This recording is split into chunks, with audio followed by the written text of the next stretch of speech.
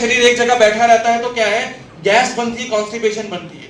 यही कारण होता है कि मेटाबॉलिज्म स्लो हो जाता है और आगे जाके आपके शरीर में ताकत ना बना के क्या है, शरीर के अंदर फैट को बढ़ाना शुरू कर देता है, चर्बी को बढ़ाना शुरू कर देता है। अब पहले के टाइम पे अगर कुछ बीमारियों की बात करें तो गिनी चुनी 6 बीमारियां होती जो कि ज्यादातर वायरल ज्यादा होती थी, यानी आपका हेजा हो जाता था जिसे हम कॉलरा कहते थे, डायरिया की प्रॉब्लम, जॉन्डिस की प्रॉब्लम, मलेरिया हो जाना, डेंगू हो जाना, चिकन पॉक्स हो जाना, ये पहले के टाइम पे काफी आम। पर यही चीज अगर आज के समय की बात करें तो आज के समय में ना व्यक्ति का खाने का टाइम फिक्स है ना सोने का टाइम फिक्स है। काम का इतना ज्यादा प्रेशर रहता है कि व्यक्ति खाया तो खाना भूल जाता है, कहीं ना कहीं फिजिकल एक्टिविटी भूल जाता है। सुबह जल्दी जाना होता है और हर चीज एक रूटीन के हिसाब से नहीं हो पाती, एक टाइम मैनेज नहीं कर पाता, जिस कारण क्या रहता है कि शरीर के अंदर जो भी खाना खाया जाता है उसे शरीर में ताकत नहीं बन पाती। आप देखोगे जो व्यक्ति 9 to 5 जॉब करता है उसका ज्यादातर समय क्या है, अपना 8 से 9 घंटे लैपटॉप पे बैठ के, चेयर पे बैठ के अपना काम करेगा। वो व्यक्ति अगर दुकान पे भी काम कर रहा है तो उसका भी ज्यादातर समय क्या है, बैठते ही व्यतीत हो रहा है। तो ऐसे में अगर व्यक्ति पेट भर के खाना खा भी लेता है तो उस खाने से जो ताकत बननी चाहिए वो नहीं बन पाती, क्योंकि जब ज्यादा शरीर बैठा रहता है तो यहाँ पर वो मेटाबॉलिज्म की कमी हो जाती है। अब आप खुद बताइए कि अगर आप बाइक के अंदर या गाड़ी के अंदर पेट्रोल डलवा लेते हो तो क्या वो बिना चाबी के स्टार्ट हो जाती है? क्या वो बिना चाबी के स्टार्ट हो जाती है? उसको चाबी देनी पड़ती है। ऐसे आपके शरीर के अंदर जब खाना जाता है तो उस खाने को अपने ताकत में बनाने के लिए भी चाबी की जरूरत होती है, वो होता है मेटाबॉलिज्म। और जब मेटाबॉलिज्म बहुत ज्यादा स्लो हो जाता है, धीमा हो जाता है, तो यहां पर क्या है, वो फैट बनाना शुरू कर देता है। जैसे मैंने आपको पहले, जब यही फैट बढ़ता है तो उसी से क्या है कि आपके शरीर में लाइफस्टाइल डिजीजेस होना शुरू हो जाती है, यानी आपके जीवन शैली से होने वाली बीमारी। अब देखो, बीमारी और रोग में काफी फर्क होता है। बीमारी वो चीज है जिसे आप ठीक कर सको, शर्त है अपनी दवाई सही रखो, अपना परहेज सही रखो, अपने प्रोडक्ट सही रखो। वहीं रोग एक ऐसी चीज बन जाती है जिसे ठीक करना काफी मुश्किल हो जाता है या बिल्कुल इम्पॉसिबल हो जाता है, ठीक ही नहीं हो पाता। अब कहने को खांसी जुकाम बुखार जो है एक तरह की बीमारी है, आप उसे ठीक कर सकते हो, और उसी से आगे जाके आपके शरीर में अस्थमा, टीबी, ब्रोंकाइटिस की समस्या बढ़ जाए तो वो एक रोग बन जाते हैं जिसे ठीक करना काफी मुश्किल हो जाता है। आपके शरीर में लीवर का खराब होना, फैटी लीवर हो जाना, लीवर में स्वेलिंग हो जाना एक तरह की बीमारी है, आप उसे ठीक कर सकते हो, पर उसी से आगे जाके आपके शरीर में कैंसर और ट्यूमर बढ़ जाना ये एक रोग बन जाते हैं जिसे ठीक करना काफी मुश्किल हो जाता है। और इन सभी की शुरुआत कहां से होती है? आपके लाइफस्टाइल और न्यूट्रिशन की कमी। नेक्स्ट। चलो, अगर हम थोड़ी देर इस ट्रेनिंग को भी अगर साइड में रखें, मैं आप सभी से पूछना चाहूंगा, क्या आज के समय में आप अपने आप को एक स्वस्थ व्यक्ति मान सकते हो, एक हेल्दी व्यक्ति मान सकते हो? क्यों नहीं मान सकते? खाना पीना नहीं चाहिए, लाइफस्टाइल चेंज होगी बस। और नेक्स्ट हटा, और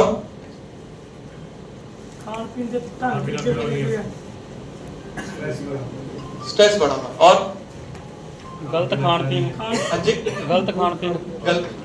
और कोई?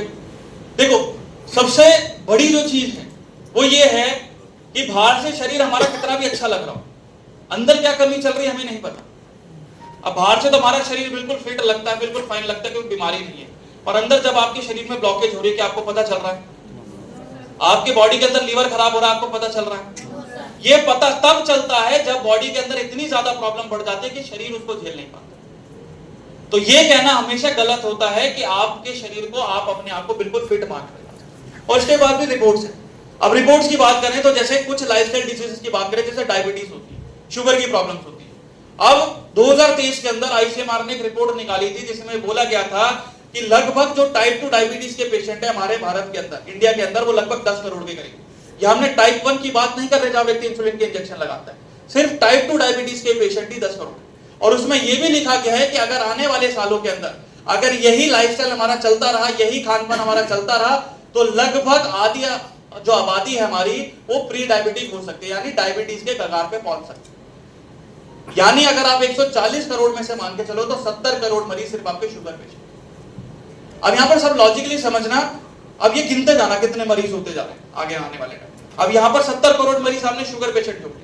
उसी के साथ साथ कैंसर पेशेंट की बात करें तो कैंसर पेशेंट आज के समय में लगभग 2.5 करोड़ के करीब, 2.5 करोड़। और 2050 आते आते ये भी अनुमान है कि लगभग ये संख्या जो है, ये जो नंबर्स हैं, ये लगभग 30 करोड़ के करीब पहुंच जाएंगे। तो 30 करोड़ मरीज आप कैंसर के भी जोड़ लो, कितने हो गए? 100 करोड़ हो गए। WHO के अनुसार लगभग 28 से 30% मौतें जो होती हैं सिर्फ हार्ट की प्रॉब्लम की वजह से होती है, दिल की प्रॉब्लम की वजह से। अगर उसकी एक एवरेज लिया जाए तो लगभग 15 से 20 करोड़ के करीब वो भी बैठे। तो यहाँ पर 100 करोड़ में 20 करोड़ और जोड़ दीजिए, कितने हो गए? 120 करोड़ हो गए। उसी के साथ साथ अगर लिवर प्रॉब्लम्स की बात करें तो लगभग 10 करोड़ मरीज आज के समय में लिवर पेशेंट है। कितने हो गए? 130। 140 करोड़ में से 130 करोड़ जो पेशेंट है, ये तो एवरेज लगा रहे हैं, आबादी बढ़ती रहेगी, पेशेंट भी उतने बढ़ते रहेंगे। तो आप ये मान के चलो कि आज के समय में 90% से ज्यादा लोग आने वाले टाइम पे बीमार होने वाले हैं, 90% से ज्यादा। उनमें हम भी हो सकते हैं, आप जैसे भी हो सकते हैं, कई और भी हो सकते हैं। तो ये कहना हमेशा गलत हो जाता है कि आज के समय में हम बिल्कुल स्वस्थ हैं, बिल्कुल फिट, क्योंकि आने वाले टाइम पे इतनी ज्यादा बीमारियां बढ़ रही, इतनी ज्यादा पेशेंट बढ़ रहे हैं कि बीमारियां क्या है, ठीक होने पे नहीं आ रही। अब उसका कारण क्या है? एक तो ये आपका लाइफस्टाइल, दूसरा आपका खान पान का तरीका। कि कुछ चीजें हम जो होती है डेली बेस पे खाते हैं, ये समझ के कि हमारे शरीर को सही रख रही है, पर कहीं ना कहीं वो ही जो है सबसे ज्यादा गलत हो जाती है आपके शरीर में जब जाती है। जैसे हम सुबह का नाश्ता करते हैं, सुबह का नाश्ता हम ब्रेड के साथ जरूर करते हैं, दूध और ब्रेड जरूर खाते हैं। यहां पर भी किसी ने खाया होगा ब्रेड? खाया आपने? किन किन लोगों ने खाया? बाकी सभी ने खाया होगा? नहीं खाया? बाकी सुना आपने ब्रेड का? पीछे वालों ने खाया? ब्रेड जो होता है मार्केट में दो तरह से आता है, आपको पता है? एक मैदे वाली होती है और एक कौन सी होती है? आटे वाली, ब्राउन ब्रेड जिसे हम कहते हैं। अब व्यक्ति ब्राउन ब्रेड क्यों लेके आता है? क्योंकि उसकी कहीं ना कहीं एक सोच होती है कि अगर हम आटे वाली ब्रेड खा रहे हैं तो शरीर में कम नुकसान करेगी, जबकि मैदे वाली क्या है, शरीर में ज्यादा नुकसान करेगी। अब जब आटे वाली ब्रेड लेके आते हैं तो यहाँ पर क्या करते हैं, उसका पहले का लेबल देख लेते हैं कि लिखा रहता है ब्रांड का कि 100% आटे से बना हुआ है। आटा ब्रेड बड़े बड़े अक्षरों में लिखा रहता है। उसकी डेट देखते कि खराब तो नहीं हुआ, उसका रेट देखते। क्या कभी हमने उसकी सामग्री उठा के देखी कि जो चीज उसके अंदर लेबल में लिखी गई है 100% आटे से बनी हुई, क्या एक्चुअल में उसमें आटा मौजूद है? क्या कभी हमने चेक करा? हमने कभी नहीं करा। और यही गलती हम करते, क्योंकि मार्केट में जितनी भी आटे वाली ब्रेड बेची जाती है उसके अंदर कभी आटा मौजूद नहीं। आप उसकी कभी भी उसकी चीजें उठा के देखोगे तो उसके अंदर सबसे पहली दो चीज लिखी रहती है, मैदा और पाम। यानी जो चीज सबसे ज्यादा डाली गई है वो सबसे पहले लिखी जाती है। तो सबसे पहली दो चीज क्या आती है? आपका मैदा आता है, दूसरा आता है पाम ऑयल। मैदे के अंदर ग्लूटेन होता है, यही ग्लूटेन आपके बॉडी के अंदर डायबिटीज की प्रॉब्लम, मोटापे की प्रॉब्लम, साथ ही साथ जो है आपकी दिल की समस्याओं को ज्यादा बढ़ाता है। उसी के साथ साथ जो पाम ऑयल होता है, ये एक रिफाइंड तेल होता है जो कि हर ढाबे रेस्टोरेंट में इस्तेमाल करा जाता है और ये भी ब्रेड बनाने में इस्तेमाल होता है। अब ये पाम ऑयल की दिक्कत क्या है कि आपके शरीर में पचता नहीं है, डाइजेस्ट नहीं होता, और हाई एलडीएल और ट्राइग्लिसराइड के कारण ये आपकी नसों में ब्लॉकेज कर देता है, जिस वजह से लोगों के हार्ट अटैक की प्रॉब्लम ज्यादा बन जाती है। उसी के साथ साथ इसके अंदर कुछ ऐसे प्रिजर्वेटिव्स होते हैं जो कि इस खाने को जल्दी खराब नहीं होने देते, जैसे पोटेशियम ब्रोमेट हो गया। ये आपकी बॉडी में 5 तरह का कैंसर कर सकता है। स्किन कैंसर हो गया, ब्लड कैंसर हो गया। कैंसर जो है इसी पोटेशियम ब्रोमेट आयोडाइड की वजह से होता है। तो यहाँ पर जो व्यक्ति 40 रुपए की जो ब्रेड खा रहे थे, 50 रुपए की ब्रेड खा रहे थे, जब उसी से 4000 5000 का मेडिकल बिल बन जाता है, जब ये बीमारी हो जाती है, क्या वो हमारे लिए सेफ है? क्या वो हमारे लिए सेफ है? तब भी हम खाते हैं। उसी के साथ साथ ब्रेड पे एक और चीज लगाई जाती है, क्या? सुना होगा, खाया होगा? किन किन लोगों ने खाया है? आधे तो हाथ ही नहीं उठा रहे। किन किन लोगों ने खाया? सभी ने खाया होगा, आपने भी खाया होगा। चलो आपको अगर जैम नहीं खिलाता, मैं आपको बोलूं एक ब्रेड के ऊपर 3 चम्मच चीनी डाल के खा लो, क्या आप खाना पसंद करोगे? 10 वाली सोचोगे मैंने जैम की बदले 3 चम्मच चीनी क्यों खिला रहा हूं, है ना? वही चीज आप जैम के साथ करते हो। 1 चम्मच जैम लगाने का मतलब होता है 3 चम्मच चीनी खाना। एक औसत स्वस्थ व्यक्ति को लगभग 75 ग्राम चीनी डेली की रिक्वायरमेंट होती है। 75 ग्राम डेली। हम 3 टाइम खाना खाते हैं तो एक टाइम के अंदर 25 ग्राम होनी चाहिए। उससे जो है 2.5 से 3 गुना ज्यादा हम एक बारी में खाते हैं।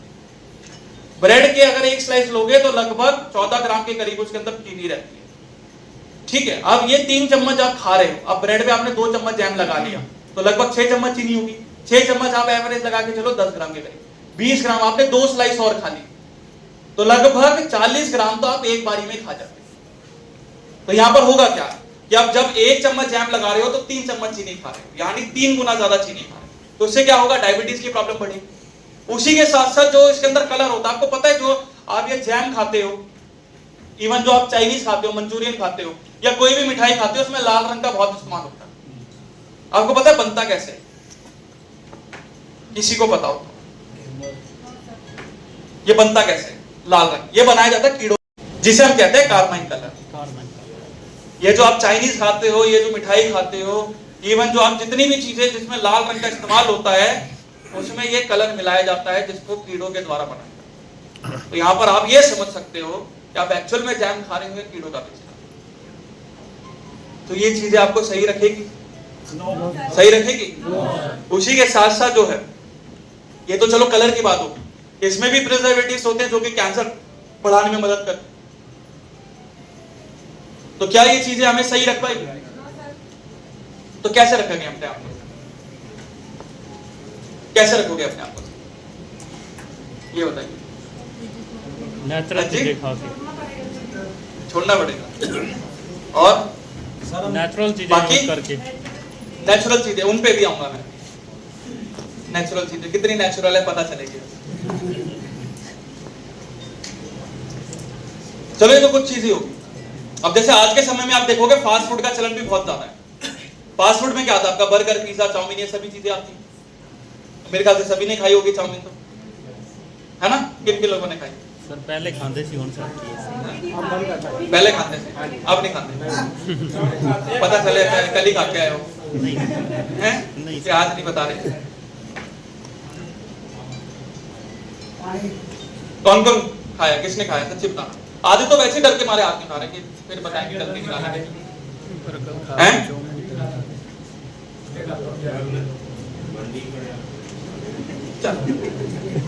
आपको पता है जो चाउमीन आप मार्केट से खाते हो तो आपको बड़ी स्वाद लगती है, बहुत टेस्टी लगती है, पर ये चीज अगर आप घर में बनाए तो उतनी स्वाद नहीं लगती, उतना टेस्ट नहीं आता है। उसका कारण क्या? रेडी वास्ते ही मिल रहे हैं, वो पाम ऑयल दे देना फिर कैंसर हो जाता है ना? चलो क्यों नहीं होता, क्यों टेस्ट नहीं आता उसका? क्योंकि सर उन्होंने मसाले बहुत खार पाए ले अजीनोमोटो। अब देखो अजीनोमोटो का यहाँ पर काम क्या होता है? उसके अंदर बस वही चीज होती है अजीनोमोटो। अजीनोमोटो का काम क्या रहता है? अजीनोमोटो का काम रहता है आपकी भूख को बढ़ाना। और आपने सुना होगा कि भूख जब बहुत ज्यादा लगी होती है तो हर बुरी से बुरी चीज अच्छी लग जाती है कि भाई भूख मिटानी है। यही अजीनोमोटो का काम होता है। कितने भी उसमें गंदे मसाले डाले गए हो, कितने भी गंदे तेल में बनाया गया हो, उसका स्वाद बड़ा अच्छा निकल के आता है। पर यही अगर अजीनोमोटो अगर ज्यादा मात्रा में खाया जाए तो कहीं ना कहीं शरीर में साइड इफेक्ट भी ज्यादा करता है। साइड इफेक्ट क्या करता है? आपके लीवर को बहुत जल्दी खराब करता है, पेट में अकड़न होती है, कॉन्स्टिपेशन, गैस की प्रॉब्लम, और उसी के साथ साथ जो है फैटी लीवर की प्रॉब्लम भी ज्यादा बढ़ती है। और कई लोगों के अंदर अंग काम करना बंद कर देते हैं, मल्टीपल ऑर्गन फेलियर की वजह से मौत तक होता है। तो यहीं पर वही चीज आ जाती है कि जब वही 40 या 100 रुपए की चाउमीन खा रहे थे, जब उसी से दोबारा से 4000 5000 का मेडिकल बिल बन जाता है, तो क्या चीज वो हमारे लिए सेफ है? तब भी हम खाते हैं। क्यों खाते हैं? स्वाद के हैं? कभी कभार वही कभी कभार बीमारी पे दे देता है। तो कैसे रखोगे अपने आप? बस छोड़ दे। कितने दिन छोड़ो? पता चले 2 दिन यहाँ से मोटिवेट होके गए, 2 दिन के बाद दोबारा वही रूटीन हो गया। आपको पता है जैसे चाउमीन अगर खाते हैं तो कोल्ड ड्रिंक भी जरूर पीते हैं, हमें पता है ना? अब सारी कोल्ड लेके कोल्ड ड्रिंक भी पीते हैं? किन किन लोगों ने पिए कोल्ड ड्रिंक? सभी ने पिए, मुझे पता है। आधे तो बेचारे वैसे ही सदमे में आ गए। जो खाई जानी थी, अच्छी चीज लगती थी, वही सबने बिगाड़ दिया। कोल्ड ड्रिंक सभी ने पिया। अब वो होता है कोल्ड ड्रिंक के अंदर क्या ऐसी चीज मिलाई होती है, जैसे कोल्ड ड्रिंक हम पीते हैं तो एकदम से गले में लगती है, फिर डकार आती है ना? तो उसके अंदर क्या ऐसी चीज मिलाई जाती है जो कि वो प्रोसेस करती है। ऐसी ज्यादातर जो गोलगप्पे खाता है, गोलगप्पे कौन कौन किसी ने खाया? सभी ने खाया, सभी ने खाया। अब होता है गोलगप्पे के अंदर भी चीज होता है कि पानी, कई बार होता है ना, हम कंप्लेंट कर देते हैं भैया को जाके कि भैया पानी खट्टा नहीं बना है, बिल्कुल मजा नहीं आ रहा आपके में। उसके अंदर भी वही चीज मिलाई जाती है। और यही दोनों में के अंदर जो चीज मिलाई जाती है वही सेम आपके टॉयलेट साफ करने के क्लीनर में मिलाई जाती है, हार्पिक के अंदर, या कोई भी आप टॉयलेट साफ करने का क्लीनर सब में मिलाएंगे। किसमें क्या होती है पता है? एसिड। तेजाब होता कौन सा होता है? नहीं, वो होता है फॉस्फोरिक एसिड। Phosphoric acid. तो यहाँ पर आप सुना होगा कि आपने जो पेट में जो आपका तेजाब होता है वो ब्लेड तक को भी गला सकता है। उससे भी खतरनाक तेजाब होता है वो। अभी एक चाइना की रिपोर्ट आई थी, कल ही मेरे पास आई थी, कि एक व्यक्ति डेली 3 लीटर जो है डेली कोल्ड ड्रिंक पीता था, उसके लगभग 35 स्टोन निकाले गए, इतने मोटे 35 स्टोन। और ये फॉस्फोरिक एसिड इतना ज्यादा उसके अंदर हाई एसिडिक वैल्यू होती है कि बाहर के देशों के अंदर जंग निकालने के काम आता है, कि जिनके में जंग लगा होता है उसके अंदर डाल देते कोल्ड ड्रिंक के अंदर, हफ्ते भर के अंदर सारा जंग बाहर, इतना एसिड होता है उसके अंदर। यही शरीर के अंदर ले रहे हो तो बॉडी में क्या करता है, ये कॉलन कैंसर बढ़ाता है, यानी आंतों का कैंसर बढ़ाता है। आप बाहर जैसे अमेरिका जैसे देशों के अंदर देखोगे तो 40% से ज्यादा लोग कहीं ना कहीं जो है कॉलन कैंसर से जूझ रहे हैं, यानी आंतों के कैंसर से। क्योंकि वहां पर क्या है कि ये सभी चीजें जैसे फास्ट फूड हो गया आपका, बर्गर पिज्जा, ये सब बहुत ज्यादा मिलता है, कोल्ड ड्रिंक बहुत ज्यादा पीते लोग, तो वहां पर जब यही चीजें लेते हैं तो कहीं ना कहीं आते भी क्या है, गलना शुरू हो जाता है, क्योंकि उससे ज्यादा जो तेजाब की मात्रा है वो आप कोल्ड ड्रिंक के द्वारा। तो यहां पर क्या शरीर सही रह पाएगा? तो कैसे रखोगे अपने आप को सही? सिर्फ छोड़ दो, बाकी तुलसी प्यार ले लीजिए। हाँ जी, अपनी तुलसी प्यार ले लीजिए। तुलसी की चलो, और कोई सब कुछ ऐड कर दो। नेक्स्ट पूरा स्कंजमी नेक्स्ट पूरा एकदम।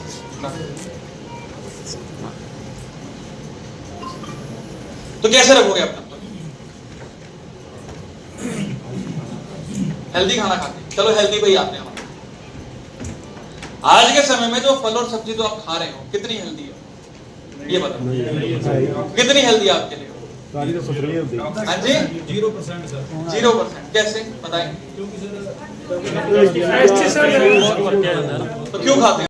ये सिस्टम चला रखा है, अगर ये हम पूरी लोगों को जागरूक करें, पहले सबसे पहले हम अप्लाई करें तो 1 से 2 और 2 से 4 अपनी ये चीजें छोड़ेंगे, पेस्टिसाइड और दूसरी तो अपनी वाली अप्लाई करेंगे तो खेती करेंगे।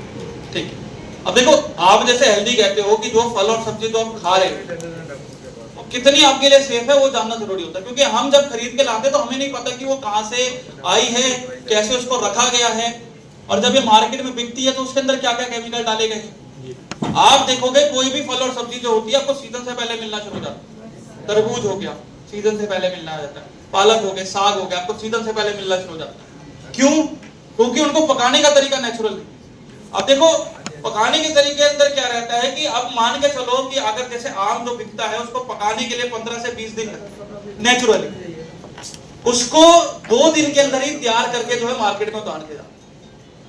अब वो कैसे करा जाता है? कुछ गैस के द्वारा, कुछ जो है कार्बाइड के द्वारा, जो एक तरह का केमिकल।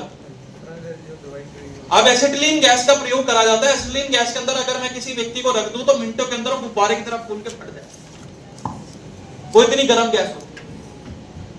अब इसका क्या करा जाता है कि फलों को जब डाला जाता है, सब्जियों को डाला जाता है, और गर्मी बढ़ने के कारण क्या है, उनका भी पकने का जो रेट होता है वो एकदम से बढ़ जाता है। तो जितनी उनको ये गैसों के द्वारा निकाला जाता है उतनी जल्दी जो है पकने का प्रोसेस शुरू होता है।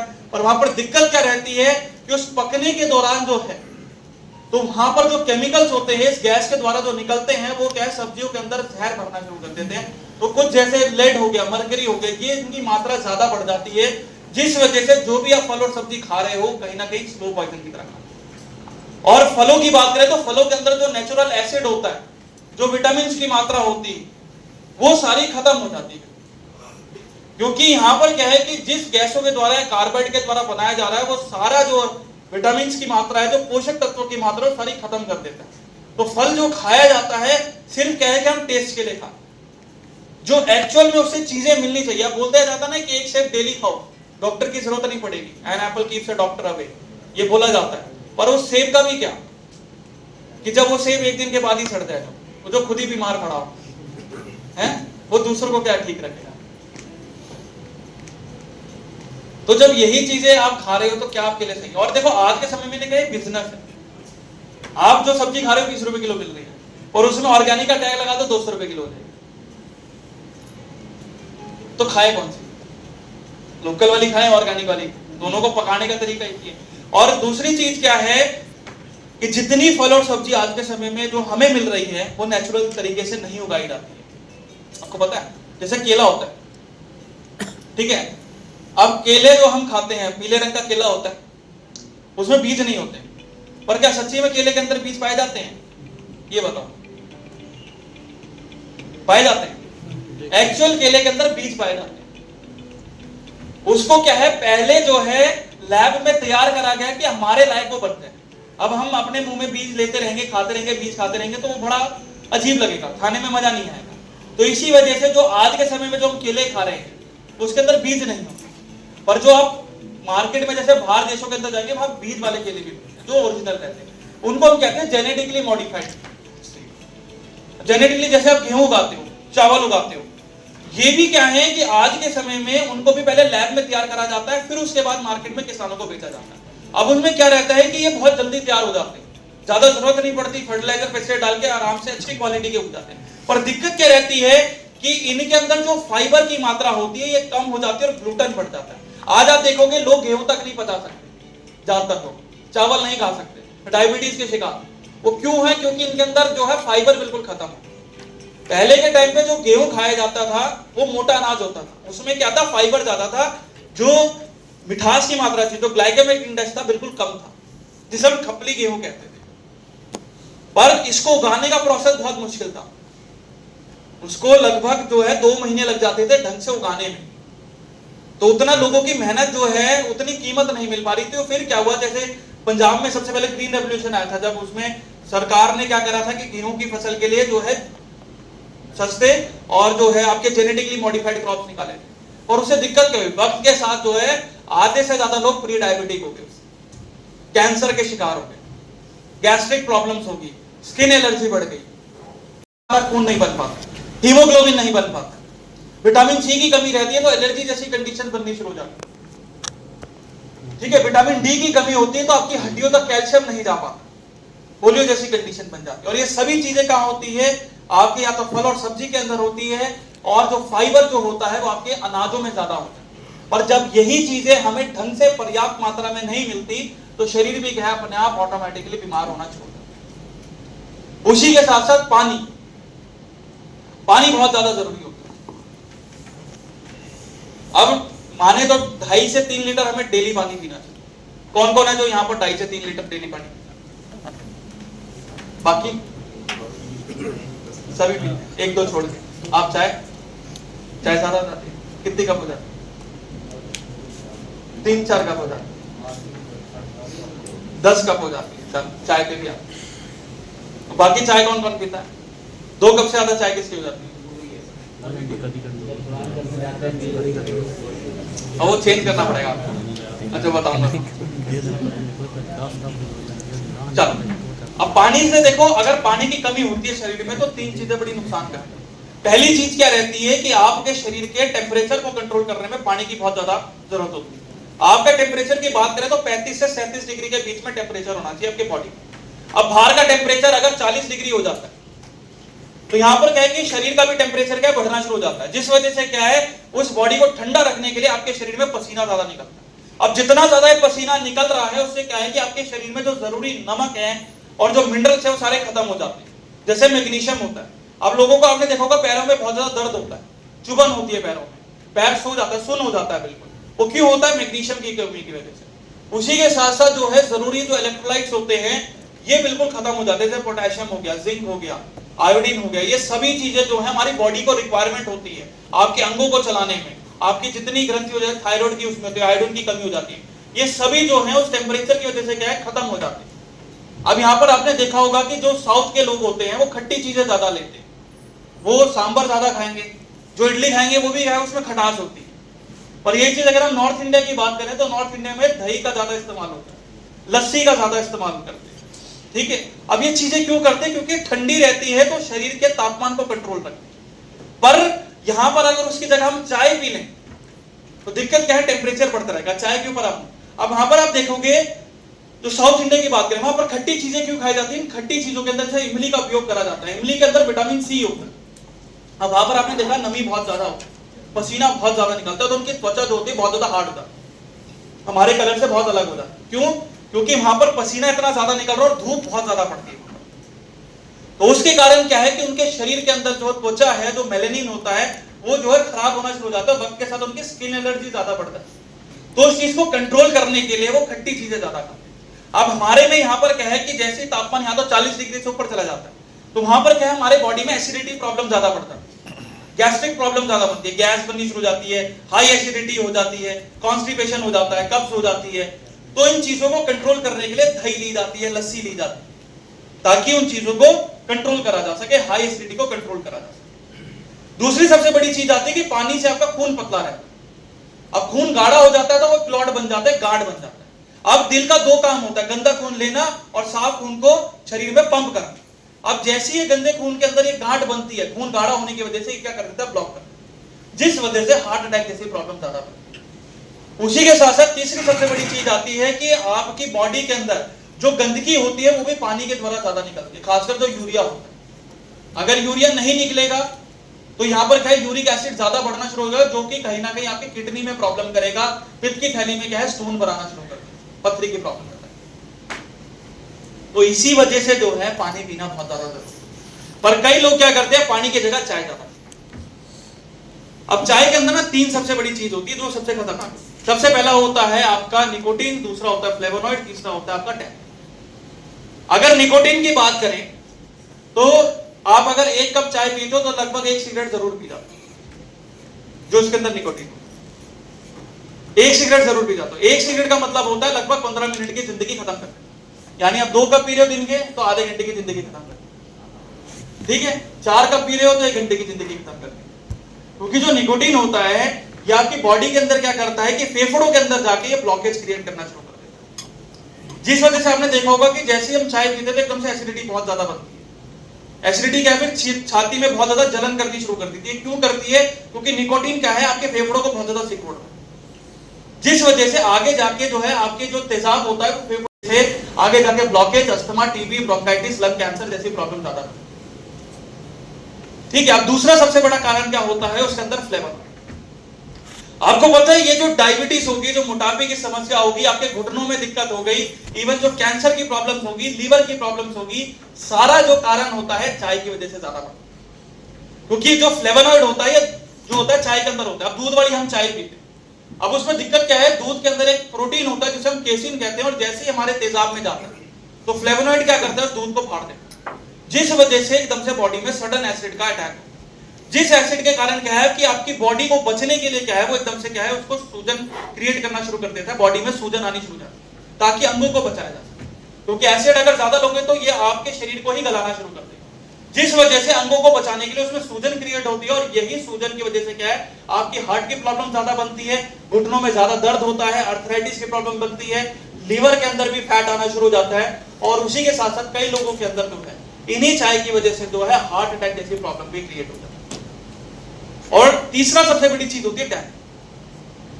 आज के समय में आप देखोगे लोगों के स्पर्म काउंट बहुत ज्यादा कम, टेस्टोस्टेरोन बहुत ज्यादा कम हो रहा है, स्ट्रेस बहुत ज्यादा बढ़ रहा है, महिलाओं में जो है पीरियड्स बहुत नहीं आ रहे हैं, इरेगुलर पीरियड्स हो रहे हैं, कंसीव नहीं हो पा रहा है। उसका मेजर कारण होता है टैनिन। चाय को आज के समय में भारत में, इंडिया के अंदर साइलेंट किलर बोला जाता है।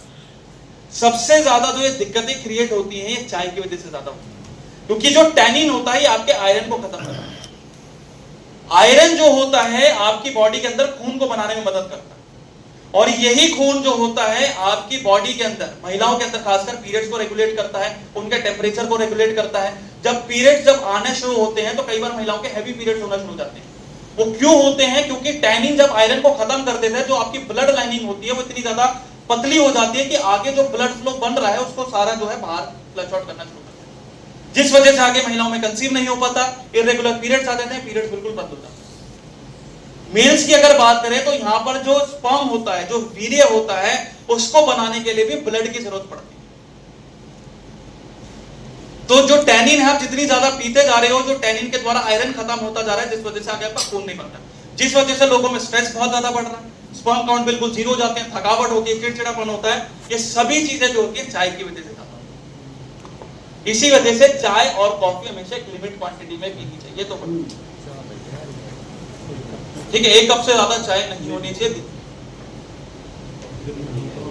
हाँ जी, हाँ जी, कॉफी भी 1 कप। कॉफी के अंदर दिक्कत क्या है ना, कॉफी अगर ब्लैक कॉफी पी रहे हो तो लीवर में से चर्बी को जल्दी गलाएगी। जिनका फैटी लीवर हो जाता है तो उसको फैट को अगर जल्दी निकालना है तो ब्लैक कॉफी सबसे बढ़िया। पर यही है कि अगर कॉफी एक हद से ज्यादा ले रहे हो तो बॉडी में हार्ट अटैक बहुत जल्दी बना कि जिस व्यक्ति का अगर 1 महीने में अगर हार्ट अटैक बन रहा है, सोच के चलो अगर व्यक्ति दिन की 2 गिलास कॉफी पी जाता है तो उसको हार्ट अटैक बनने में 5 दिन से ऊपर नहीं लगता। 5 दिन में हार्ट अटैक। चाय के अंदर भी कैफीन होता है, पर यहाँ पर क्या है कि दोनों को एक लिमिट क्वांटिटी में लेना चाहिए कि शरीर के जितनी हिसाब है उतनी ही लीजिए, उससे ज्यादा। तो कैसे रखोगे आप अपने आप को सही? कैसे रखोगे इतने, वो तो मैं पता ही, इतने सदमे में आगे क्या लोग। मैं पहले ट्रेनिंग लेके आया था, वहां तो कुछ बोला ही नहीं कोई व्यक्ति, बिल्कुल चुपचाप। मैंने सर ने इसमें भी गलती, अब कुछ बोलेंगे वो भी गलती निकाल देंगे। तो कैसे रखोगे अपने आप को सही? हाँ जी, पानी पियोगे, पानी पी, पानी भी आज के समय में खराब है।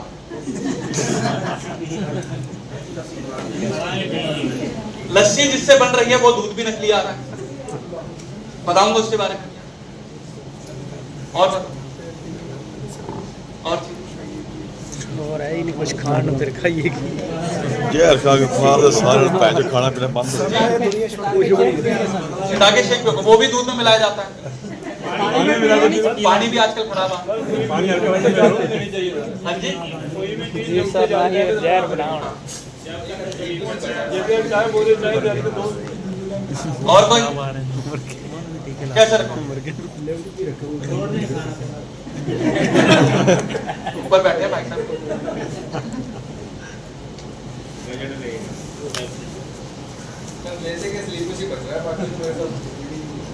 बहुत चीजें हैं। हाँ ये तो चीज है, पर काफी चीजें हैं। अब मैं तो लोगों से पूछ रहा हूँ, मैंने क्या करना है, कैसे रखोगे? ठीक है, एक्सरसाइज कर लोगे। जिस माहौल में एक्सरसाइज कर रहे हो वो ठीक है आपके लिए। एक्सरसाइज करना करेंगे, खाना तो वही है कुछ ना कुछ। कैसे पता? हाँ, जो चीज तो वही दूध नकली है। 2.5% जो दूध आज के समय में जो कंज्यूम कर रहे हैं लोग, वही नकली है। और आज का तो 90% दूध नकली आ रहा है। आज चढ़ा अमूल का पैकेट ले लो, मदर डेयरी का पैकेट ले लो, वर्का का पैकेट ले लो, सारे नकली है, सारे नकली है। घर का दूध की दूध सही है। की खाओ। पेस्टिसाइड खत्म करांगे। सब पापा बुला लेना फिर।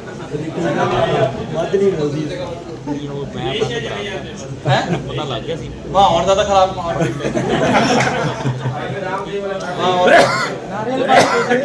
पता मैं बताऊँ आपको, आप जितने भी विदेश में चले जाओ, पता लग गया सी टीका सबसे ज्यादा इबोला का खतरा, सबसे ज्यादा जो HIV का खतरा, सबसे ज्यादा एड्स का खतरा, सबसे ज्यादा कैंसर का खतरा होता है। पता ये जो आप जितने साउथ एशिया जा रहे हो ना, थाईलैंड जा रहे हो, बैंकॉक जा रहे हो, सबसे ज्यादा इबोला वायरस वहीं से फैलता है। और एक बार इबोला फैल गया ना तो इलाज नहीं है भारत के अंदर, करवाते रहना बाहर कहीं पर भी। अफ्रीका के अंदर लगभग 10 करोड़ लोग मर गए थे इससे, इबोला से। बाहर नहीं जाना। बात करता नहीं। बाहर ज्यादा बीमारियां। चलो कैसे रखोगे आप? चलो ये चीज समझ में आ गई। चलो दूसरी चीज बताओ। अगला आता है नमक और चीनी। नमक और चीनी दोनों आज के समय में सफेद जहर बोले जाते हैं। आपको तो जो क्रिस्टल चीनी आप जो खाते हो, क्रिस्टल चीनी जो सफेद वाली चीनी होती है, वो जो आप खाते हो उसको बढ़ाने का प्रोसेस कैसे होता है आपको पता है? कैसे होता है? सल्फर डाला जाता है, गंधक डाला जाता है, गंधक बोला जाता है, सल्फर डाला जाता है। अब सल्फर की दिक्कत क्या रहती है कि अगर सल्फर मैं आपको ऐसे खिला दूं तो आपके पेट में इतना बड़ा छेद हो जाएगा, इतना बड़ा छेद हो जाएगा। और उसकी गैस अगर मैं आपको सुंघा दूं तो आपके फेफड़े फट जाएंगे। वही सल्फर का इस्तेमाल होता है चीनी को बनाने के लिए। क्यों? क्योंकि आप देखोगे चीनी का जब प्रोसेस होता है गीली बहुत ज्यादा होती है, तो सल्फर क्या करता है? उसको ड्राई रखने में मदद करता है, सूखा रखने में मदद करता है। आप देखोगे पानी में अगर घोलोगे तो उतनी जल्दी नहीं घुलती है, जबकि आप शक्कर डालोगे बहुत जल्दी घुल जाएगी, क्योंकि वो ड्राई एलिमेंट होता है। पर यही सल्फर जो होता है बॉडी के अंदर जाके जहर का काम करता है। चीनी सफेद करना। मतलब अगर आप ये मान के चलो कि सेब के बीजों के अंदर साइनाइड जहर होता है, तो लगभग अगर व्यक्ति अगर 5 सेबों के बराबर अगर वो बीज खा जाता है तो उसकी मौत पक्की है। उतना ही साइनाइड जहर आप 1 चम्मच चीनी के साथ खा रहे हैं, तो खा लो फिर उतना ही साइनाइड जहर ले। क्योंकि जितना सल्फर आप बॉडी में ले रहे हो ना, उतना बॉडी के अंदर क्या है, एसिडिटी बढ़ा रहा है। सल्फर आपकी बॉडी में नहीं झेला जा सकता, तो ये क्या करता है, बॉडी में एक टर्म आता है शुगर क्रैश का। अब यहां पर आपने देखा होगा व्यक्ति को भूख बहुत ज्यादा लगती है, खाना खा लेता तब भी 5 मिनट बाद भूख लगनी शुरू हो जाती है कि कुछ ना कुछ खाना है ना। ये होता है शुगर क्रैश। ये क्यों होता है?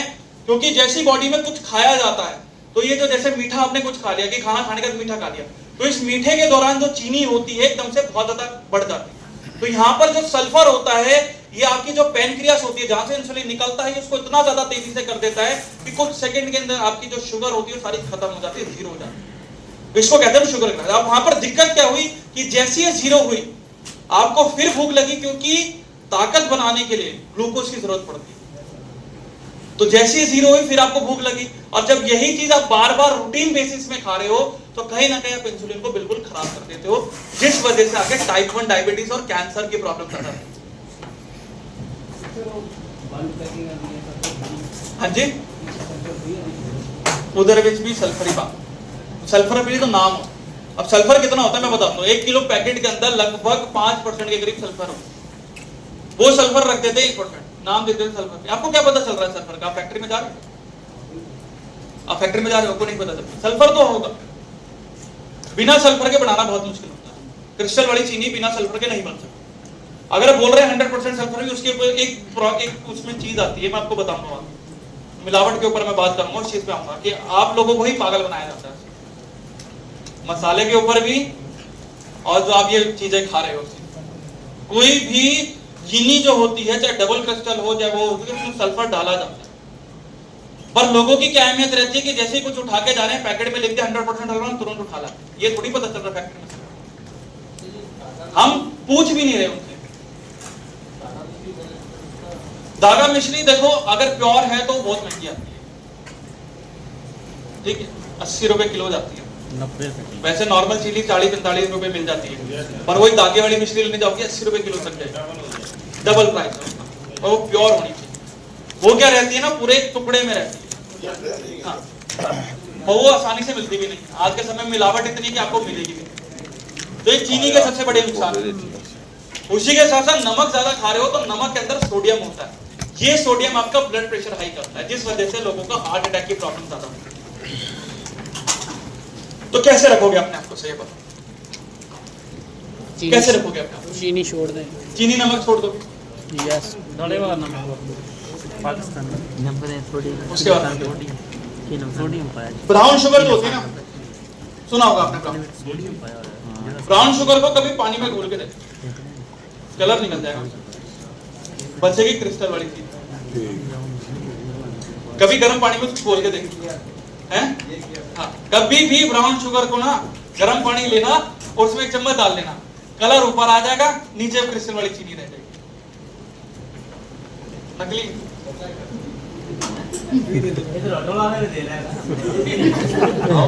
शुगर बढ़ाओ, हाँ। एक डेढ़ कुर्सी अपने भर के नाल।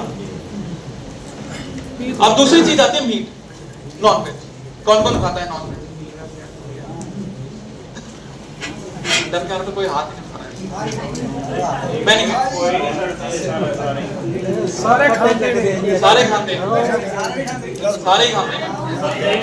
हैं, मैंने पता है। 50-50 है। मीट नहीं खाता, 80% तो जनता खाती होगी, 80% ਜਿਹੜੇ ਤੁਸੀਂ ਪੈਨਲ ਤੇ ਬੈਠੇ ਖਾਂਦੀ ਹੋਗੀ, ਤੁਸੀਂ ਵੀ ਖਾਂਦੇ ਹੋ, उसका भी खाते तो जरूर कभी कभी चलो ये तो गल दसो। कभी कभी ये दसो। पता ना, जब गलती निकलती है तो कभी कभी हो जाता है। अब देखो जो मीट है, अब आप जैसे मीट खाते हैं, अब मेरे को मन कर गया मीट खाने का और मेरे को मीट नहीं खाना, मेरे को आपका मांस खाना, तो मैं क्या करूंगा? आपके ऊपर तलवार रख दूंगा गर्दन के ऊपर, कैसा लगेगा? अगर मैंने आपके गर्दन के ऊपर तलवार रख दी कि भाई आज आपको पका के खाना है, तो कैसा लगेगा? प्यार है, हैं? घबराहट होगी, बेहोश हो जाओगे, हैं कि भाई आज तो मौत पक्की है। यही चीज क्या होगा, घबराहट के कारण एकदम से क्या होगा, बेहोशी होती है और शरीर बिल्कुल अकड़ जाता है, लॉक हो जाता है। उसका कारण क्या रहता है? लैक्टिक एसिड पर, ठीक है, क्या होता है? Lactic acid. अब यही सेम चीज जो होती है जानवरों के साथ होती है। जानवरों को जब पता चलता है कि कटने वाले हैं तो वहां पर लैक्टिक एसिड बहुत ज्यादा बढ़ जाता है, और ये लैक्टिक एसिड कहीं ना कहीं जब आपकी बॉडी में जाता है तो कॉलन कैंसर ज्यादा बढ़ाता है, यानी आंतों का कैंसर ज्यादा बढ़ाता है। भारत के अंदर जो इंडिया में बात करें तो जैसे नॉर्थ ईस्ट के जितने स्टेट है, मिजोरम हो गया, असम हो गया, नागालैंड हो गया, यहाँ पर कैंसर की दर इतनी ज्यादा कि हर 1000 लोगों के अंदर लगभग 150 मरीज है कैंसर के। और केरला के अंदर भी ये बढ़ता जा रहा है, वहां पर भी 1000 लोगों के अंदर लगभग 130 मरीज जो है कैंसर पेशेंट है। वहां पर भी क्या है, नॉन वेज ज्यादा खाया जाता है, इस वजह से डेली बेस पे खाया जाता है। क्योंकि वहां पर क्या है कि जब काटा जाता है तो वहां पर क्या है कि झटका काटा जाता है, झटके से जब काटा जाता है तो लैक्टिक एसिड एकदम से निकलता नहीं है ब्लड के थ्रू, वो वहीं रह जाता है, जिस वजह से बॉडी में कॉलन कैंसर ज्यादा क्रिएट करना शुरू करता है, आंतों का कैंसर। और कई कंडीशन में आंतें निकालनी पड़ जाती है, एक ट्यूब जोड़ दी जाती है बस यहाँ पर, उसी से वेस्ट निकलता रहता है, और कई केसेस के अंदर मौत हो जाती है। मतलब कॉलन कैंसर अगर स्टेज 4 तक कभी पहुंच गए तो बचने के चांसेस बिल्कुल भी नहीं बचते। ये तो कैसे रखोगे अपने आप को, ये बताओ। खाना छोड़ दे। नेक्स्ट सर, बस कैसे रखोगे अपने आप को? ਕੀ ਛੱਡੀਏ ਦੱਸੋ ਤੁਸੀਂ ਫਿਰ हाँ जी, ਕੀ ਛੱਡੀਏ ਫਿਰ ਅਸੀਂ लिमिट दिखाओ आओ यू पर लिमिट दिखाओ कैसे रखोगे अपने, कैसे रखोगे अपने आप को? अब तो आप ही हो सकते हैं? आप ही बता सकते हो। अब मैं तो आया, मैं तो अभी आया था 13 तारीख को, फिर दोबारा सर ने भेजा कि मेरे को अभी चाहिए। मैं तो 5 दिन से बिहार में था, वहां से भाग के फिर मैं यहाँ पर आया, टाइम नहीं मिला। चलो मैं तो हुई, पहले आप ही बताओ कैसे रखोगे अपने आप? आज तो रखी बन जाएगा AWS दवाई नहीं खाना छोड़ो। हाँ जी, खाना पीना सही रखोगे, डाइट को मेंटेन रखो। कैसे मेंटेन रखोगे? सब्जी आपके लिए खराब हो गई है, हाँ जी, लिमिट पे खाएंगे। लिमिट इतनी मत खा लेना कि बिल्कुल सूख जाओ। देखो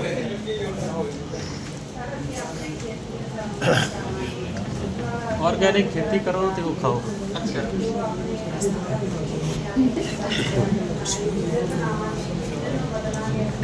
किचन से बदलाएंगे। चलो किचन के पास एक पॉइंट आता है, आपके इस पॉइंट पे मैं आता हूँ। किचन में जो इस्तेमाल करते हैं बर्तन और जो तेल इस्तेमाल करते हैं, उससे पहले हम बात कर लेते हैं शराब और सिगरेट की। वो थोड़ी सी रहती है पानी के साथ।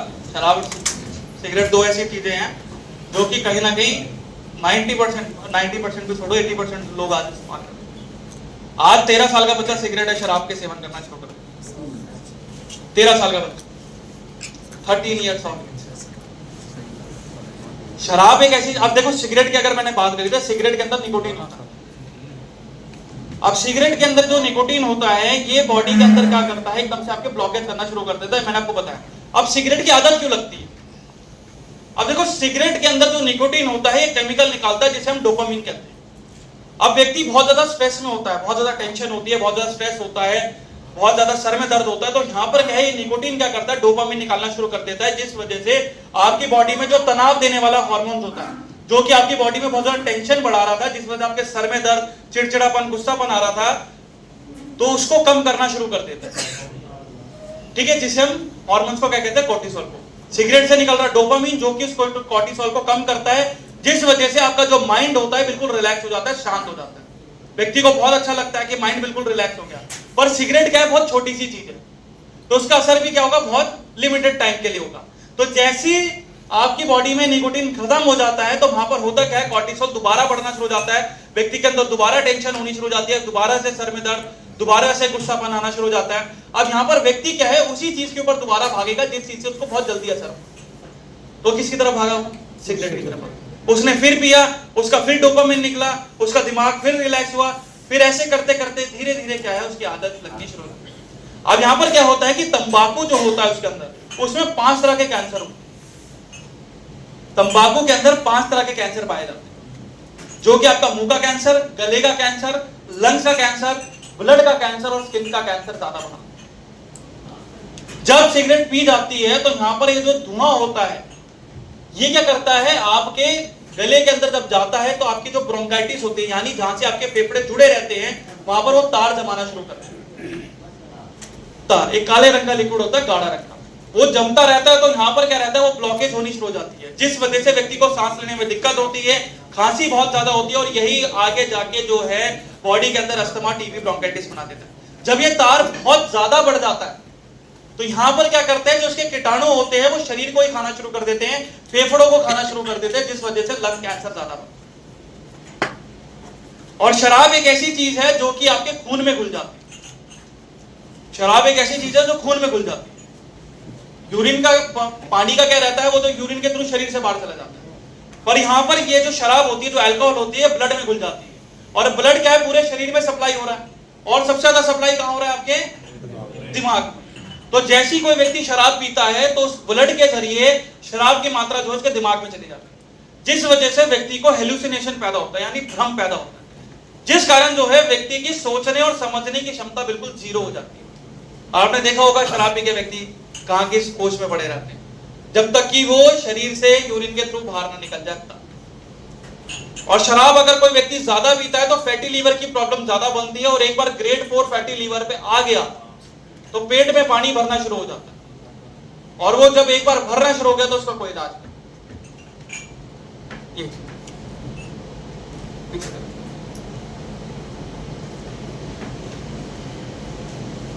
तो कैसे रखोगे? अब दूसरी सबसे बड़ी चीज आती है कि जिस माहौल में हम रह रहे हैं वो भी कहीं ना कहीं काफी ज्यादा नुकसान है। जैसे मैं दिल्ली में रहता हूं, एक दिन दिल्ली में रहने का मतलब है लगभग 30 सिगरेट पी जाना, जो कि होता है एक दिन के अंदर लगभग व्यक्ति 2 महीने की जिंदगी खत्म कर देता है। पर मैं वहां नहीं रहता, मैं थोड़ा दूर रहता हूँ, प्रॉपर दिल्ली में नहीं रहता। मुझे पता है, जब से ये चीजें पता चली, क्योंकि मेरे को खुद की एलर्जी है, मैं इसका खुद का शिकार हूं। मेरे पास 5 साल इलाज चला था। मेरी बॉडी के अंदर क्या था कि जो ब्लड होता था वो पूरा मुंह पे फैल जाता था, सूजन हो जाती थी पूरी बॉडी के अंदर, और उसको कंट्रोल करने के लिए मेरे को लगभग 5 इंजेक्शन लगाने पड़ते थे डेली के 5 इंजेक्शन। अभी क्यों होता है? पोल्यूशन की वजह से, क्योंकि दिल्ली में इतना ज्यादा पोल्यूशन है कि मीटर की जो रीडिंग होती है वो 1000 तक जाती है, पर जो दिल्ली का प्रदूषण होता है 2500 से लेके 4000 के बीच में चला जाता है। तो मान के चलो जिस व्यक्ति को 2 साल लगते हैं कैंसर बनने में, अस्थमा बनने में, वो व्यक्ति के अंदर मात्र 2 दिन के अंदर ही बनता। इतना प्रदूषण।